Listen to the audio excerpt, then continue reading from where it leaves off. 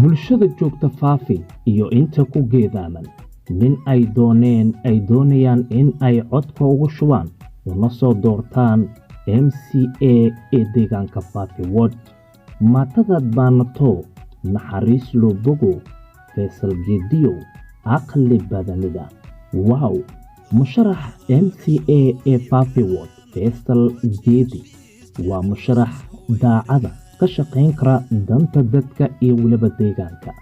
Balanqaadyadii loo sameeyay bulshada horena isla markaana loo fulin waa intaasi badalkeedii iyo waliba balanqaadyo kale waxa doonayo in uu u dhaweeyo isla markaana u fuliyo musharax gambarka MCA ee deegaanka Faafi.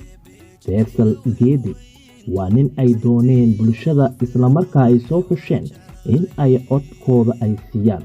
haddaba guusha Faisal Geedi wuxuu ku jiraa jeebkaaga. macnaha waxaan kala jeedaa waa kuurahaagi. hadda u coday ku taageer codkaaga sifo ugu dabaasho xilka MCA deegaanka Faafi Ward.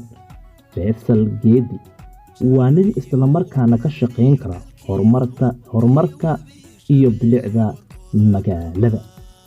wuxuu inta badan taageero u siiyaa dhalinyarada xagga waxbarashada, caafimaadka, biyaha, korontada iyo waliba hooyooyinka in ay helaan shaqo abuur. Faisal Geedi fadlan u coday ku taageer guusha sifa ugu dabaasho xilka MCA Faafi Ward. bulshada dhammaantiin miyaadan ogeyn in horaan balanqaadyo lidin sameeyay qaar baa lidin fuliyay qaarna waa la fulin waa. laakiin Faisal Geedi balanqaadyadaasi iyo kuwa kale ayuu idin fulinayaa uuna ka dhaweyn rabaa. si aad u hesho horumar iyo himilo wanaagsan ku taageer codkaagi. Faisal Geedi waa musharaxa ugu loolanka adag ee deegaankaasi, wuxuuna isla markaana uu doonayaa mar qura inuu bulshada waxqabad u muujiyo.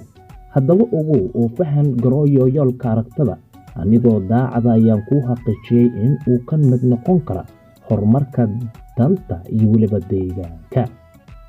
ogow bulshow in aad taageero u muujistaan mar walba Faisal Geedi MCA Faafi Ward.